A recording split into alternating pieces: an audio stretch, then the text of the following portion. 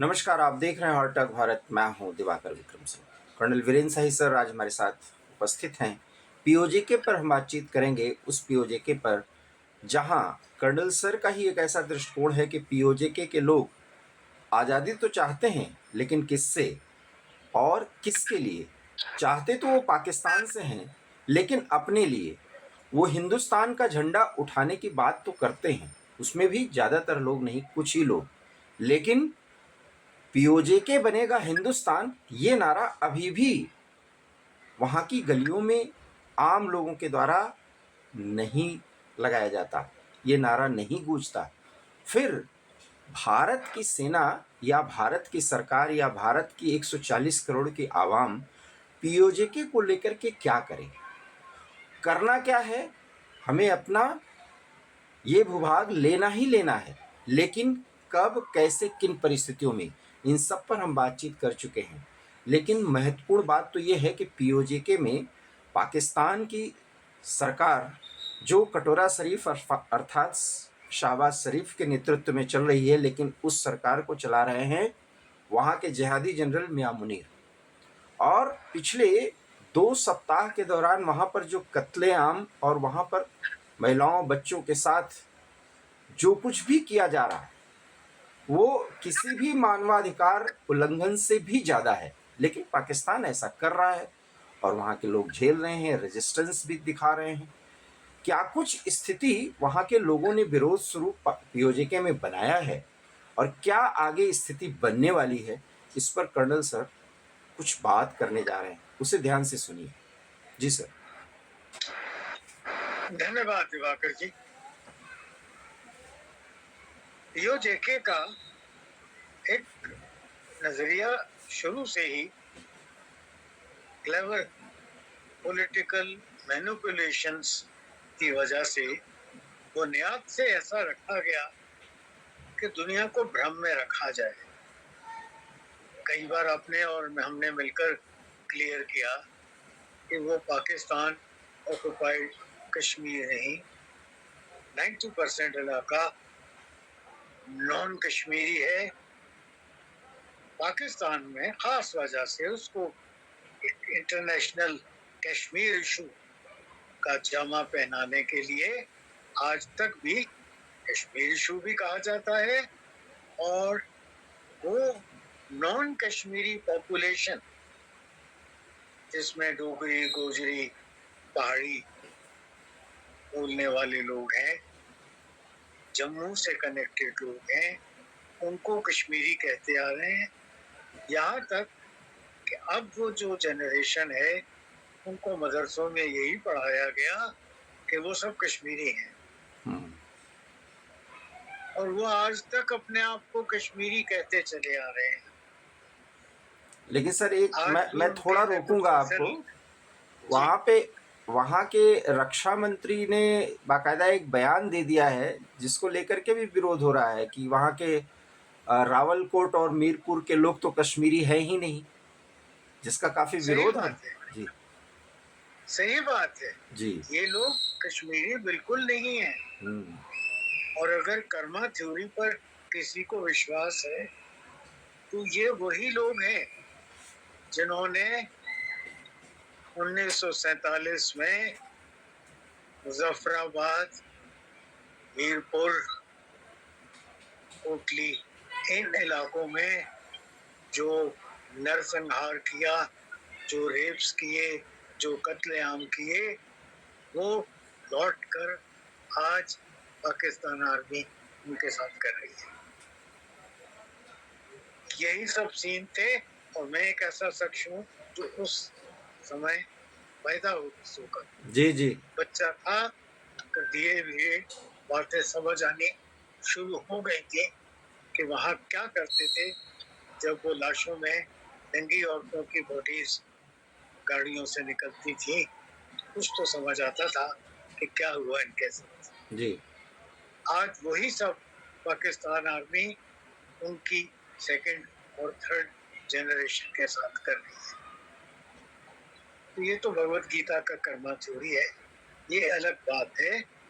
अब पीओजेके के जो हमारे भाई हैं ओरिजिनल वहाँ के रहने वाले बहुत से इस्लाम में कन्वर्ट हो गए, बहुत से भाग आए, जी रिफ्यूजी बनकर कश्मीर पहुंचे। जी शेख अब्दुल्ला साहब की गवर्नमेंट ने उनको अकोमोडेट नहीं किया, कश्मीर में जम्मू में धकेल दिया, और जम्मू में एक बड़ी वास्ट पॉपुलेशन है जी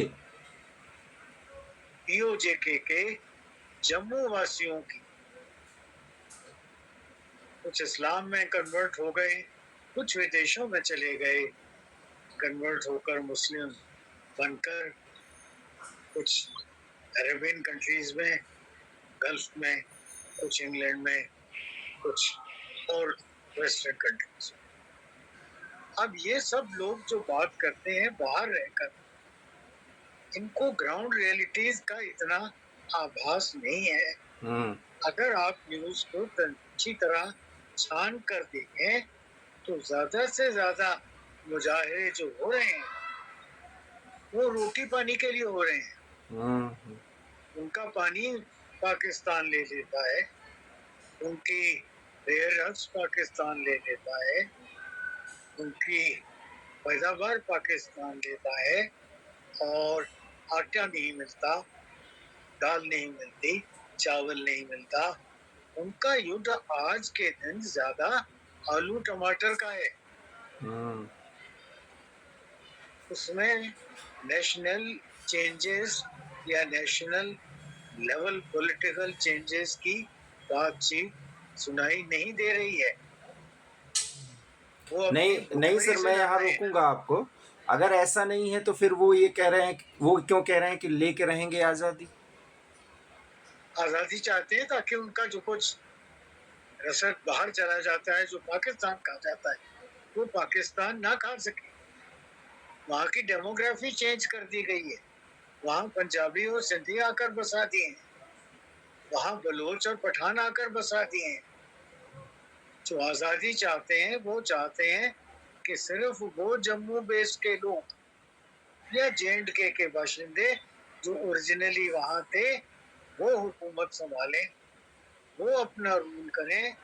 पाकिस्तानी हुक्मरान और पंजाबी हुक्मरानों से आज़ादी चाहते हैं।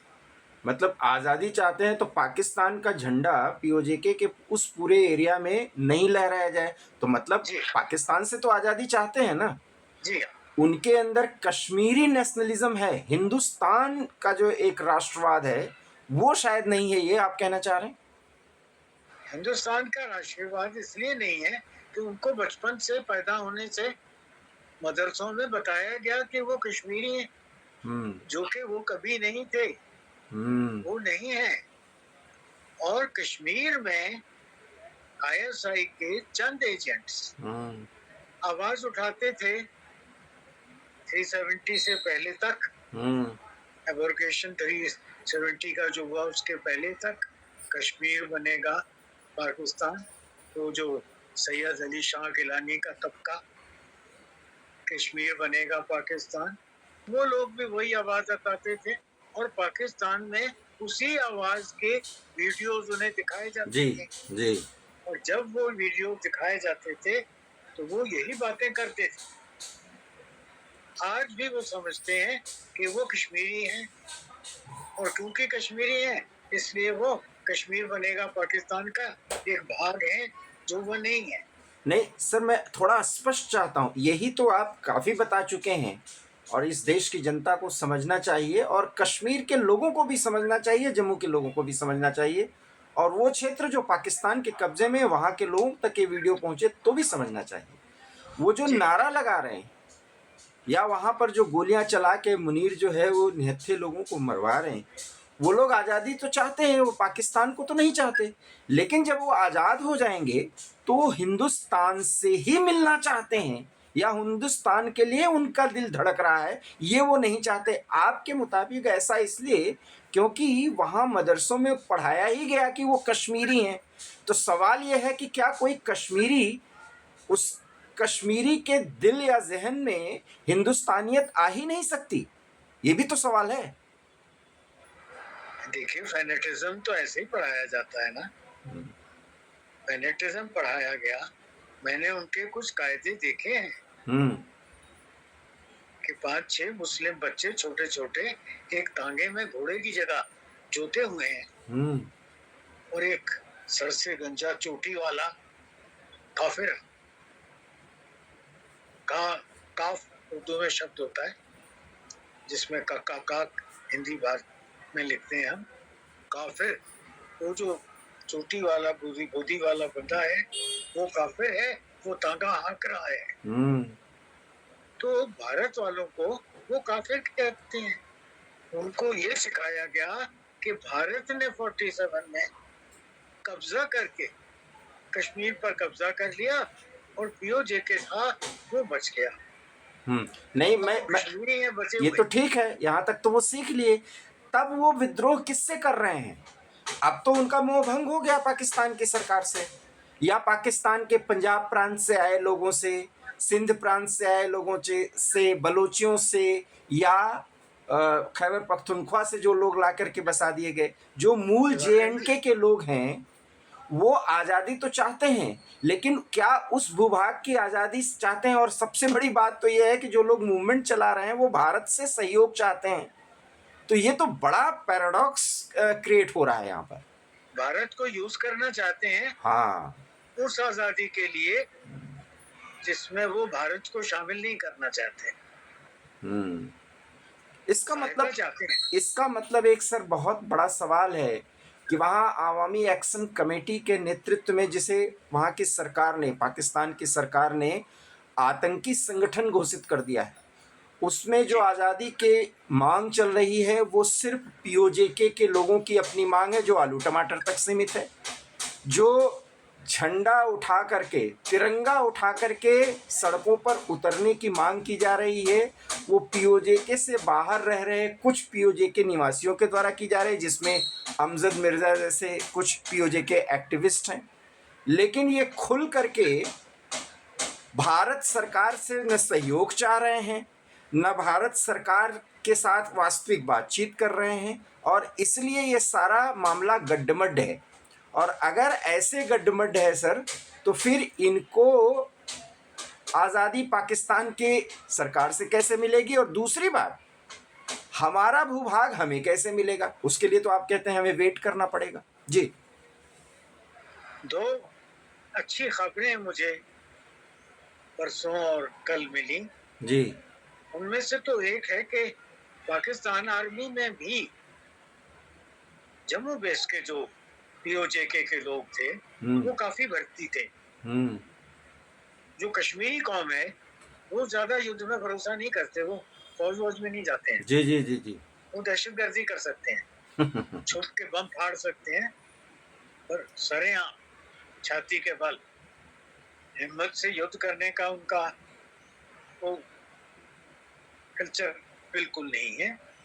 पर जम्मू के लोग जो कन्वर्ट हो गए थे, रावलकोट के, मीरपुर के, ऐसे काफी लोग, उनकी आजाद कश्मीर राइफल्स है, एक रेजिमेंट है उनकी, जैसे हमारी जम्मू एंड कश्मीर राइफल्स है या JNK लाइट इन्फेंट्री है, बड़ी ब्रेव रेजिमेंट्स हैं हमारी। तो इसी तरह वहाँ आजाद कश्मीर रेंजर्स, आजाद कश्मीर राइफल्स है।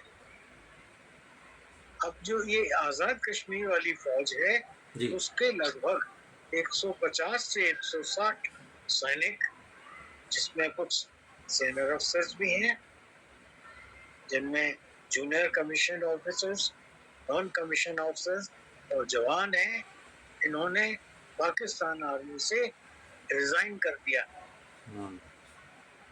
अब वो लोग इस आंदोलन को चलाने के लिए शामिल हो सकते हैं आने वाले चंद दिनों में या चंद महीनों में। एक ये समाचार मुझे बड़ा यूजफुल लगा जो हमें शेयर करना चाहिए। सर बिल्कुल, और बहुत बड़ी खबर आप दे रहे हैं, लेकिन ये अभी सूचना नहीं है कि वास्तव में वो जो पब्लिक पाकिस्तान सरकार के खिलाफ उतर आई है उनके लिए वो काम करना शुरू कर चुके हैं, क्योंकि वो वहाँ के बिल्कुल प्रशिक्षित सैनिक हैं और सैन्य अधिकारी हैं। मेरा एक बड़ा सवाल है कि फिर अब ये आंदोलन किस दिशा में जाता हुआ दिख रहा है सर?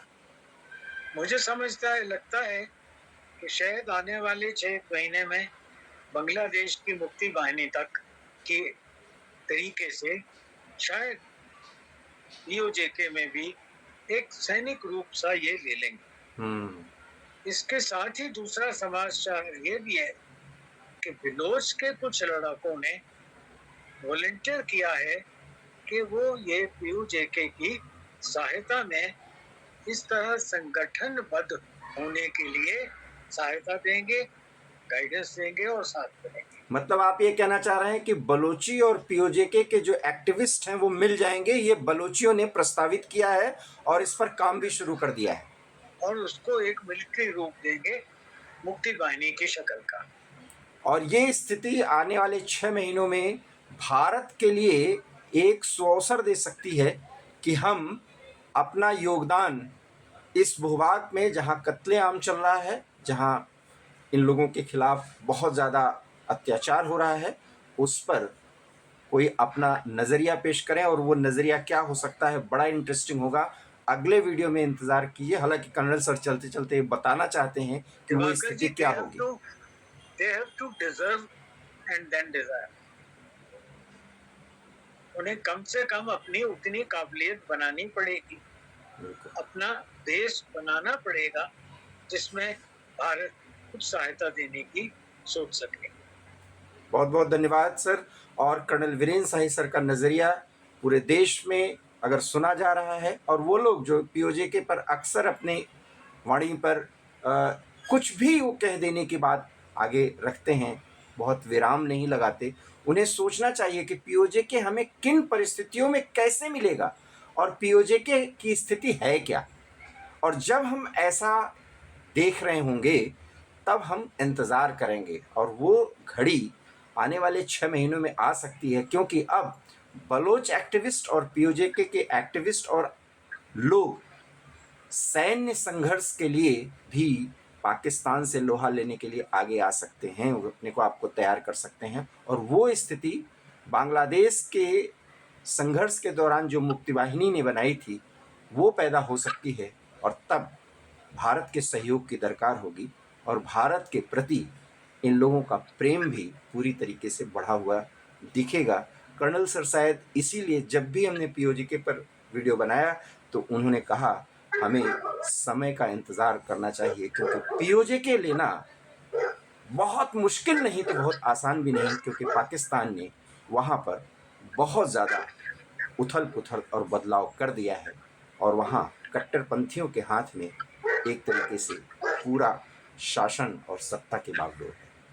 आपको हमारा ये वीडियो कैसा लगा, प्लीज़ इसे लाइक कीजिए, शेयर कीजिए। कर्नल सर की बात से अगर आप सहमत या असहमत हैं तो उस पर कमेंट कीजिए।